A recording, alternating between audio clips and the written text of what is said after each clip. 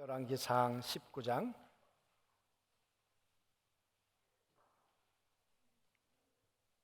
다 찾으셨죠? 아합이 엘리야가 행한 모든 일과 그가 어떻게 모든 선지자를 칼로 죽였는지를 이세벨에게 말하니 이세벨이 사신을 엘리야에게 보내어 이르되 내가 내일 이맘때에는 반드시 내 생명을 저 사람들 중 한 사람의 생명과 같게 하리라. 그렇게 하지 아니하면 신들이 내게 벌 위에 벌을 내림이 마땅하니라 한지라.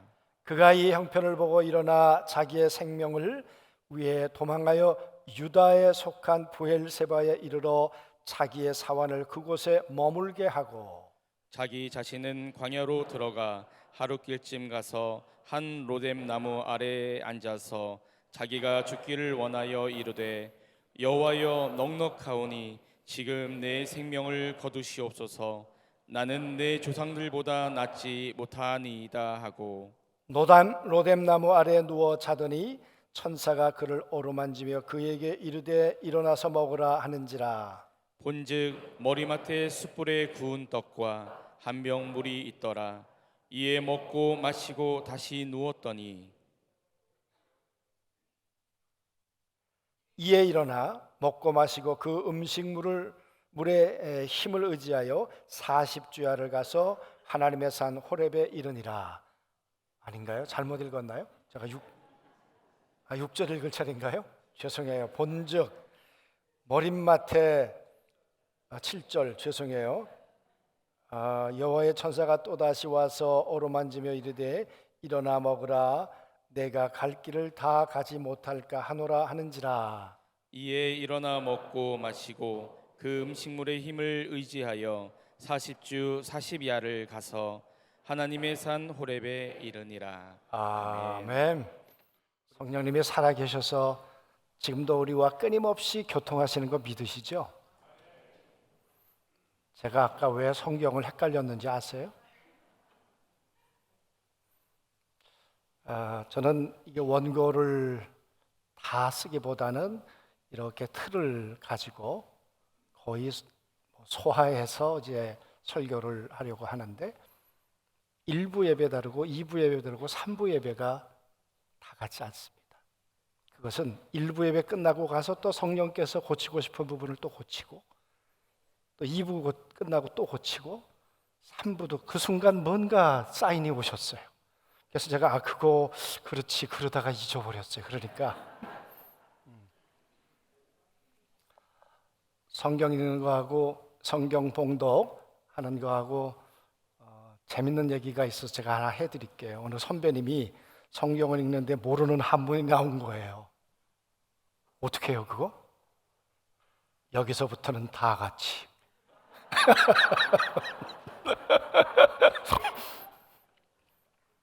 정말 성령께서 순간 주셨던 지혜이지요.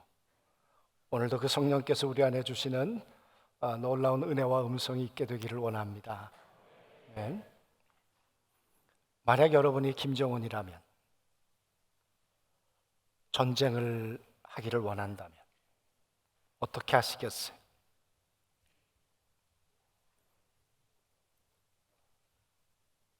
문화재를 건드리지 않고 서울에 있는 저 모든 고층 아파트를 그대로 두고 전쟁을 하기를 원한다면 아마 화학전을 하겠죠.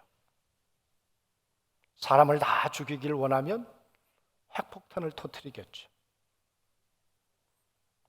그런데 전쟁을 정말 이기길 원하면 어떻게 할까요?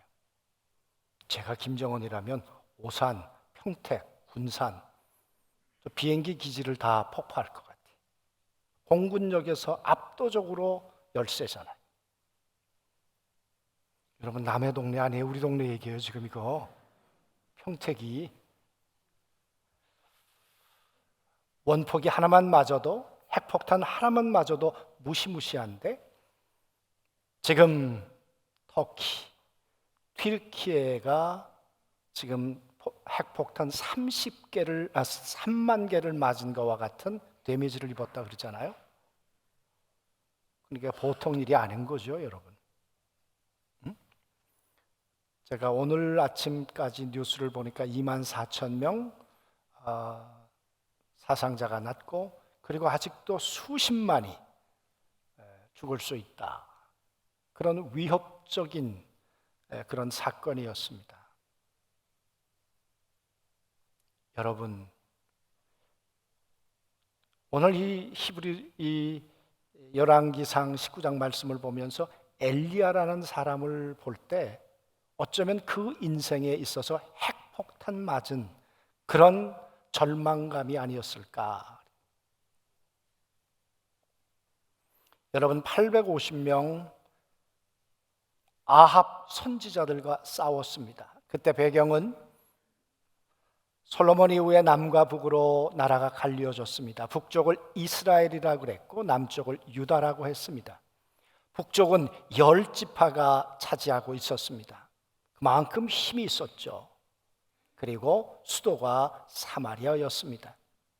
남쪽은 유다와 베냐민 2지파가 차지하고 있었습니다.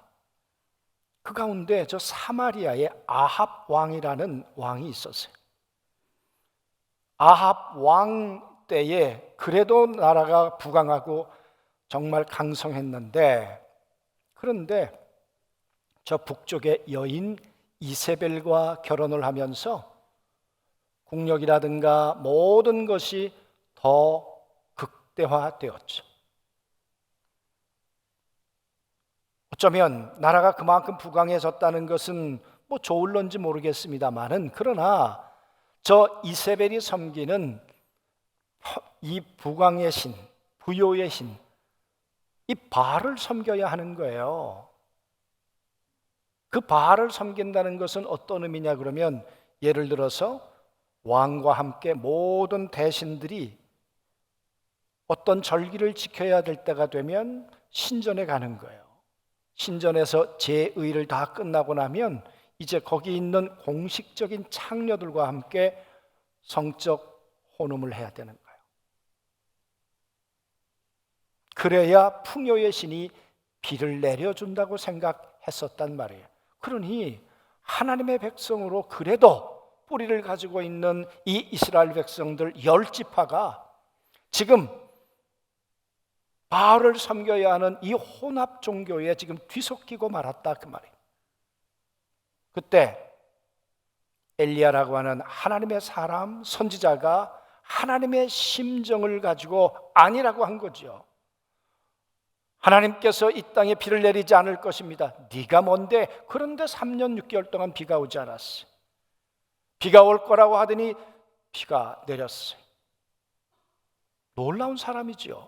850명과 갈멜산에서 그 이방 선지자들과 대결을 벌였는데, 여러분 850대 1이 가능한 싸움입니까? 그런데 승리했어요. 850명을 다 골짜기에서 죽였어요. 하나님을 사랑하는 엘리야의 승리였어요. 대단한 사람 아닙니까? 종교 개혁을 한 거죠. 그 선지자들을 다 처리했으니까 이스라엘에 하나님을 섬기는 봄날이 오게 한 거죠. 그랬다면 여러분, 아합 왕이 선물을 하든지 훈장을 주든지 해야 될 거 아니에요? 하나님은 이 엘리야를 한없이 높여야 되시는 거 아닙니까? 그런데 오늘 보니까 수상하게 돌아가요. 엘리야가, 아니 아합이 자기 부인에게 가가지고는 얘기하는 거예요. 글쎄 갈멜산에서 죽었대 850명이.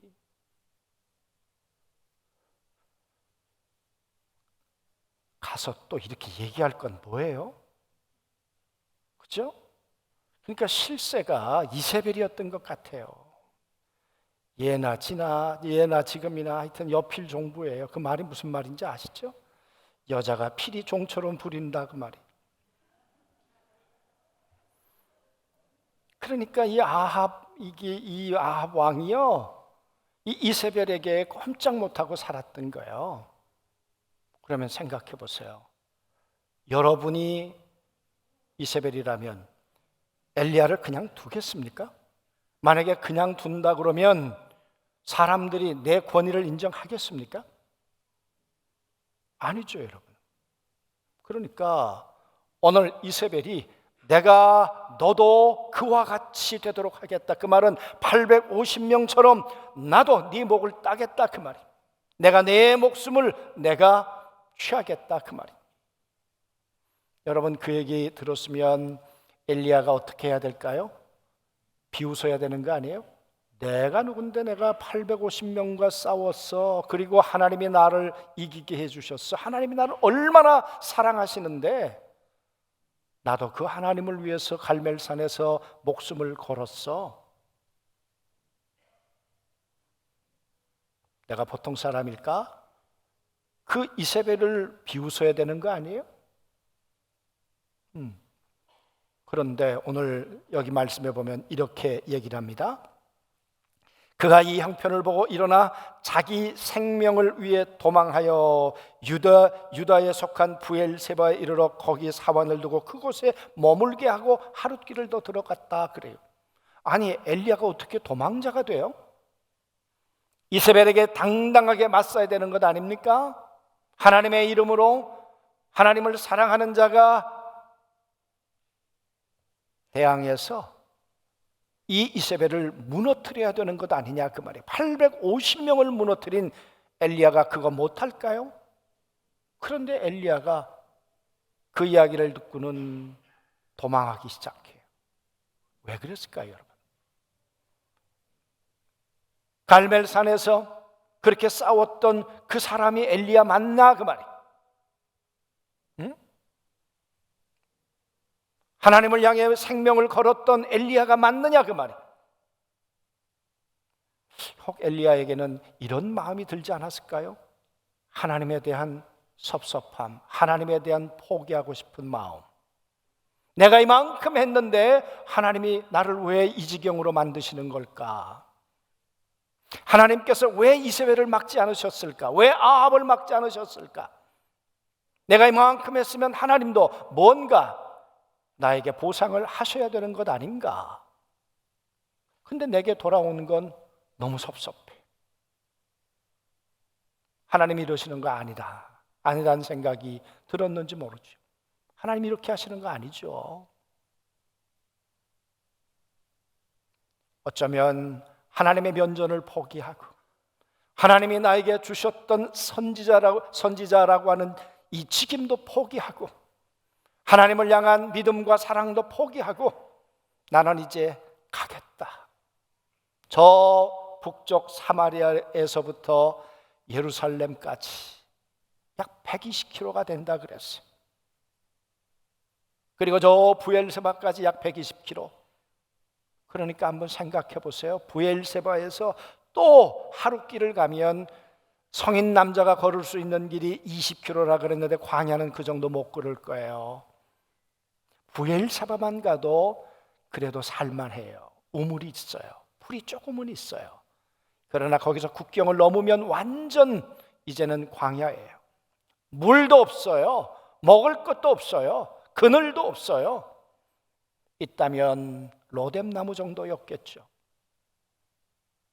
여러분, 얼마나 모든 걸 포기하고 싶었으면 그 120km나 되는 그 길을 걸어왔겠습니까? 생각해 보세요. 저 사마리아서부터 부엘사바를 거쳐서 광야로 들어갈 때 이 엘리야가 할렐루야 하나님 감사합니다. 그리고 갔을까요? 내가 하나님, 내가 내 그쪽 보고 내가 얼굴도 안 돌릴 겁니다. 내가 하나님이 나를 이렇게 만드세요? 하나님은 그 뭐고요? 나 이제 다 포기했습니다. 그리고 여러분 분노에 가득 차서 실망에 가득 차서 그렇게 예루살렘을 부엘세바를 통해서 광야로 걸어가지 않았겠어요? 다 포기한 거죠. 우리가 살아가다가 혹시 이런 순간은 없습니까? 포기하고 싶을 때, 원폭을 맞는 것 같은, 핵폭탄을 맞는 것 같은 이 환경, 상황이 될 때, 그럴 때가 없나 그 말이에요. 저희 아버님이 허리가 아프시다고 그러셔서 열심히 물리치료를 하셨습니다. 그런데 허리가 낫질 않으셔서 저 서울에 자생당 한약방이 유명하다고 그래가지고 그 병원이죠. 큰 병원이죠, 여러분. 거길 모시고 갔더니 여기 말고 그저 양방 대학병원에 가서 정밀 진단을 하시면 좋겠다. 그래서 MRI를 찍었더니 벌써 골수에 암이 다 번지셔서 암사기예요.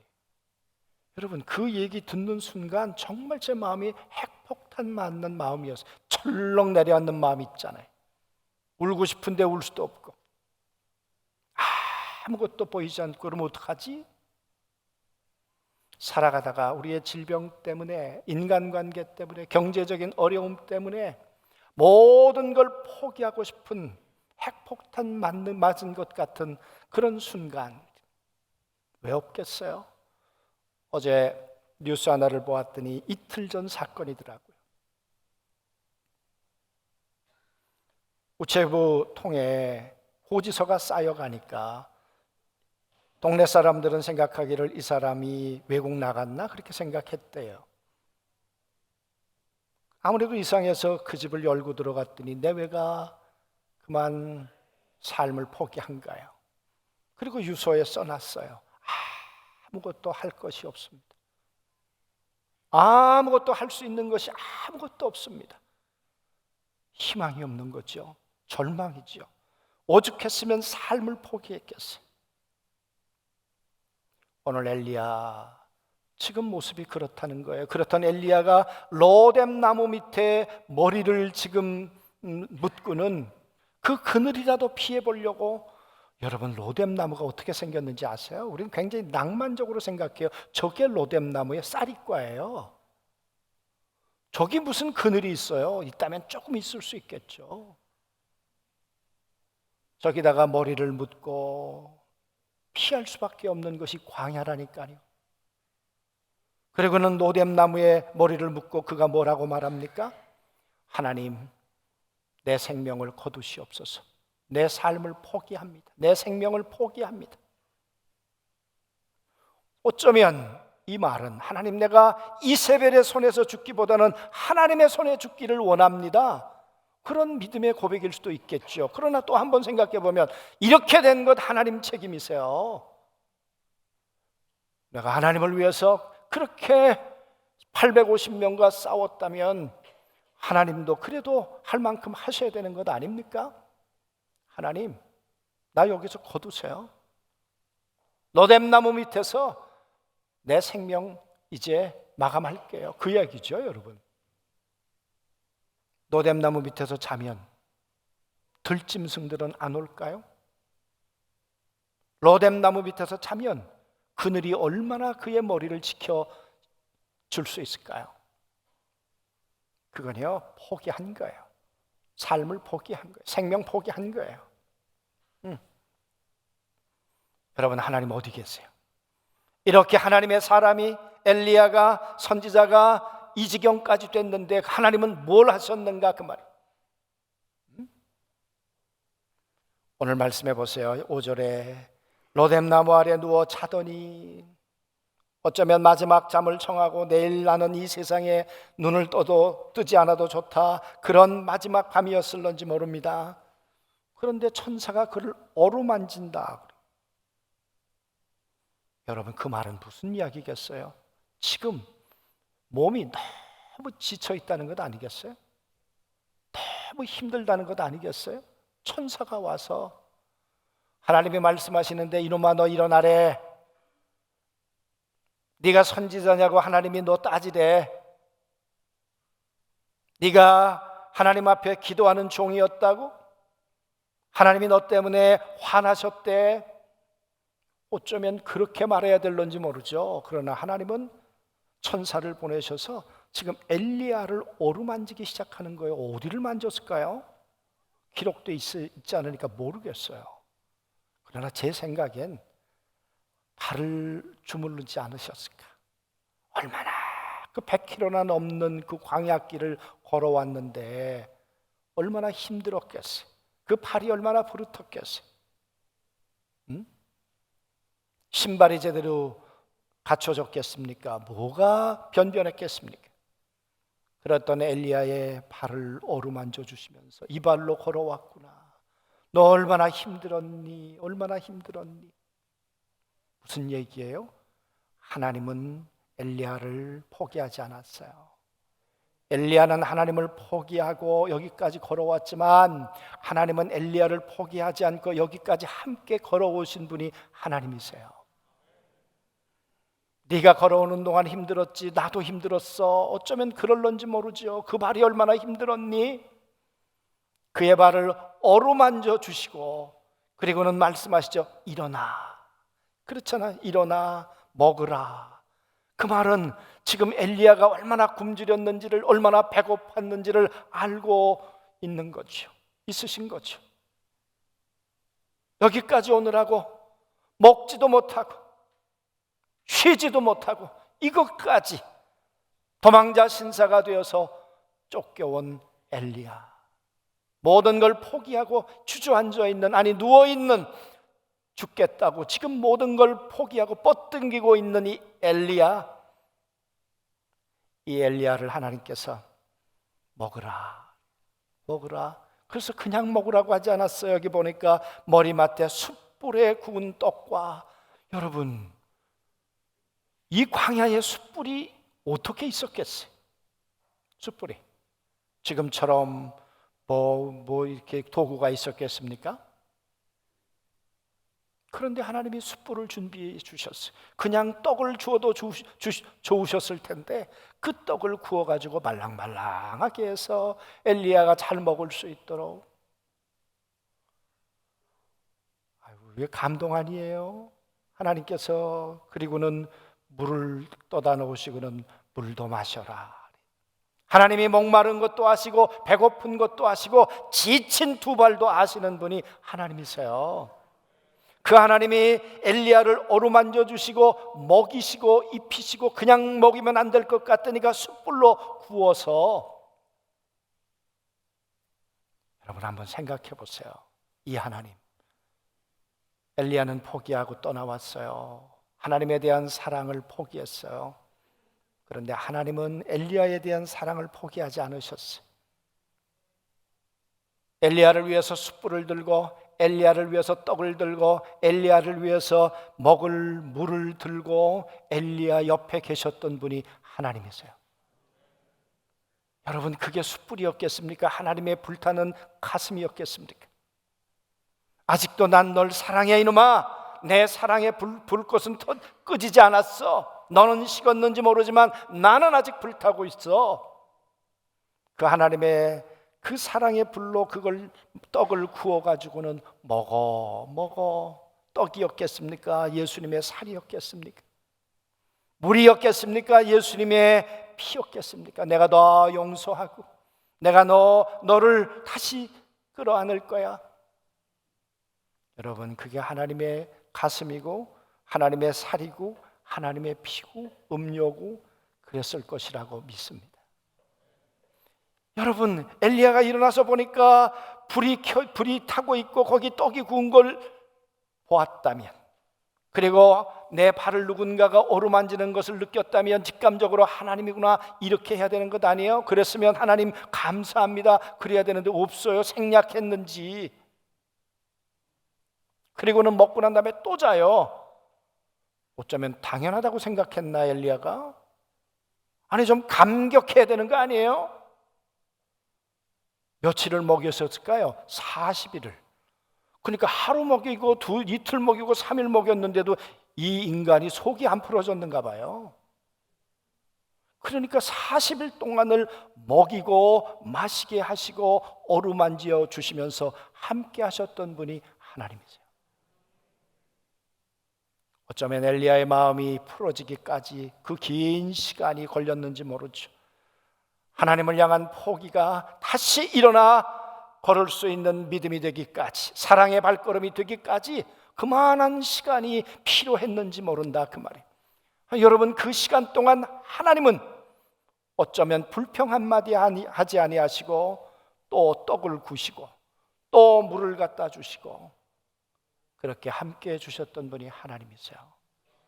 사랑하는 성도 여러분, 나는 포기하고 싶지만 하나님이 나를 포기하지 않는다니까요. 사랑이 없으면 포기하지만 사랑이 없으면 포기하지만 사랑하면 끝까지 그걸 포기를 못하는 거죠. 이번에 구조활동하는 거 보니까 그 엄마 아버지들이 어린애 찾겠다고 그냥 소리라도 들어보려고 그 마음 아니겠어요? 이 하나님이 우리 하나님인 걸 믿습니다. 우리를 포기하지 않는 하나님.